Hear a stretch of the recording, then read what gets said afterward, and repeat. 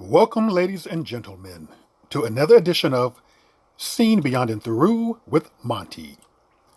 Today's topic is going to be a not so popular opinion. So, in essence, a very unpopular opinion. It's going to deviate a little differently from the standard norm. So let's get right into it. Right in front of you, it's going to be about these two ladies and another lady who I will show later on. But let me just go back to hear what I'm reading first right here. It says, I stand with Aviana Carter on what she had to say. She should have been protected and more defended in who she was authentically. The community failed you. The world failed you. I stand with a real one token from this world by the evilness of patriarchy and femicide. Now, this young lady to the right here is Aviana Carter. Aviana Carter was murdered by her girlfriend, Deshae McCain. Okay, according to authorities, 21-year-old Aviana Carter was shot and killed by 22-year-old Deshae McCain Monday morning, June 22, at an apartment complex on Montague Street. When officers arrived at the scene at 11 a.m., they found Aviana Carter suffering from a gunshot wound. She was taken to the hospital where she later was pronounced dead. Deshae McCain was charged with murder in connection with the crime and is being held at Mecklenburg County Detention Center. Social media has been in uproar over Aviana Carter's death after her murdered girlfriend Deshae McCain posted a joke about taking her life. After being arrested for murder, McCain was somehow able to write on her Facebook page, "All I wanted was to love this hoe. Now I'm sitting in a police department along with a sleeping emoji and crying, laughing emoji." The post has been shared over 1,000 times this article was published. Now let's go back here. This is what I have a problem with. I stand with Aviana Carter on what she had to say. She should have been protected and more defended and who she was authentically. The community failed you. The world failed you. I stand with the real one taken from this world by evilness of patriarchy and femicide. Here's the problem that I have with this right here. I think that we are blaming a lot of deaths on young black women, saying that the world failed them, men failed them, the system failed them. Where does the blame go with you choosing to be in a abusive relationship? I was under the impression that adults take accountability for their actions. Now, when I say that, I don't mean to be harsh though, but I do believe that she deserves to be protected. Black women deserve to be protected. But people, you cannot protect men or women who choose to make a bad decision. If there's abuse, somehow you have to make a way of getting out. I understand that you cannot just leave, that it has to be a gradual process of getting up the nerves, talking to people, and things like that. But I think that it's unfair to think that we can control grown consenting adults on decisions that they choose to make. We were not there. No one forced anyone to stay in a relationship. No one forced anyone to stay in a bad relationship. I do not think that because they choose to stay in a bad relationship that they deserve that. But that's life. You're going to have good and bad people. You're going to have people who are going to be abusers. But this whole notion, what I'm seeing right now is that every single young female particularly, what people are saying, what the internet is saying, what social media is saying is that they should have been protected. They need to be protected. How can you protect every grown consenting adult? You just cannot. How can you protect people who choose to make a bad decision? You just cannot. This is her, the girlfriend, joking about, the killing.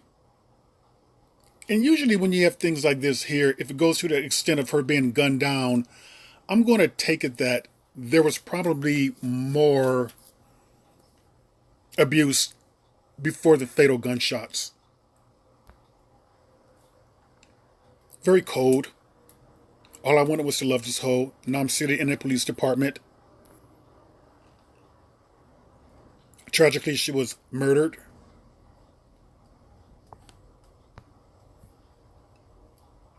It says right here, rest in peace. She was murdered by her girlfriend in Charlotte today. I just think that we're turning on each other within the black community with these murders that happen. It's almost like what we're doing is that we're saying that when you say we, the community, are you saying that black people should have protected them? We need to be very careful with that type of language. We cannot control or protect grown people who choose to go back in an abusive situation. Now, justice for Oluwatoyin Salau. This is a very tragic case right here. She was 19 years old, and unfortunately, she chose to be helped by men who had no good intentions for her. This is something that she wrote. The same niggas I'm risking my life for are the same niggas who are convinced they are stealing away my innocence or jewel, not knowing that I'm standing on a rock. Therefore, I can never be broken or robbed. Rest in peace, baby girl. I really mean that for you. But black girls, let me just give you a warning with this right here. Just before I give that warning, she was protesting and looking for shelter. A black man gave her shelter and sexually assaulted her after she literally told him she was assaulted previously. She went missing hours later after tweeting it, and now her body was found. Black women are fighting two wars. Black girls, black women, I'm just going to say this much. Never go to a strange man's house, even if you met him at a church. A church does not mean that he's going to be above reproach. He's going to be sanctified. He's going to be holy. Understand this one thing about men. When a man take you into his house, he feeds you, he clothes you, he shelters you. He allows you to take a shower there. He's going to expect payment.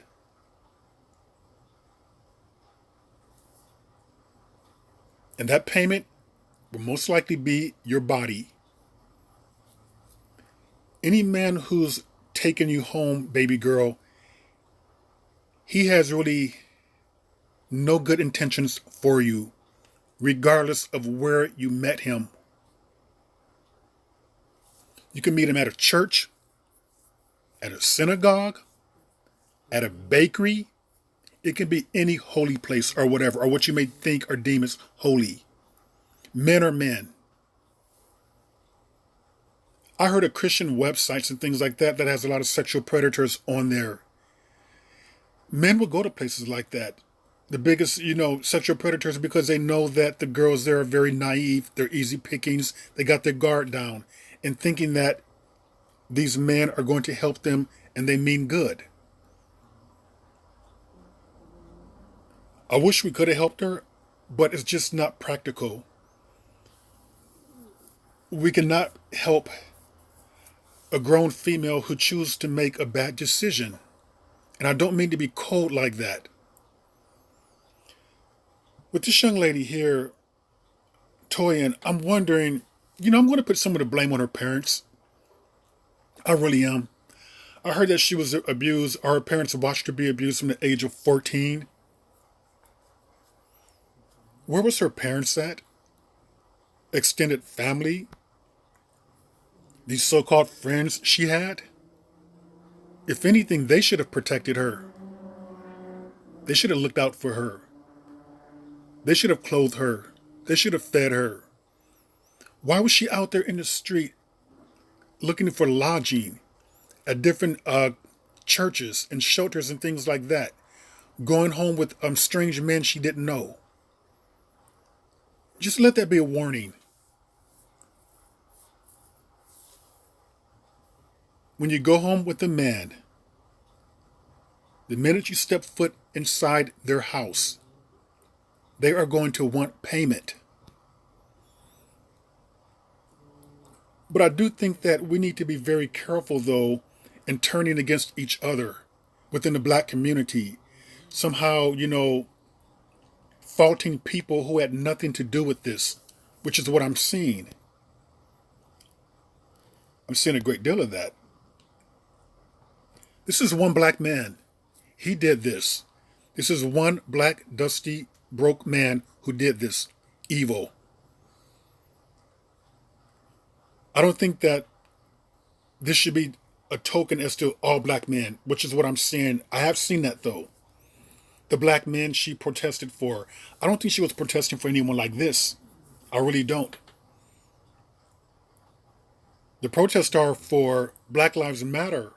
And let me remind people, Black Lives Matter is for any male or female black person who is gunned down unjustly by law enforcement, who are gunned down, who are abused, or murdered at the hands of law enforcement. It is not for Pookies or for Ray Rays within the bad which are in the black community who abuse people. They're not law enforcement. They're not paid servants. They're not did not go to any type of academy or training and graduate from there to go into the community or communities to protect and serve.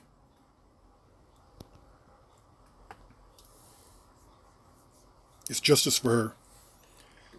So, my whole reason for making this is that we just need to be very careful with saying things like they should have been protected more. They should be. They should be. We do need to look out for them. But at the same time and token, we cannot protect everyone.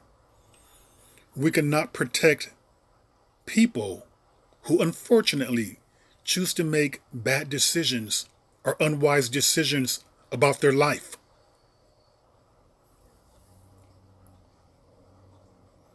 I'm going to end that and hope that may both young ladies rest in peace. That was another edition of Seeing Beyond and Through, and I will see you beyond and through. Take care.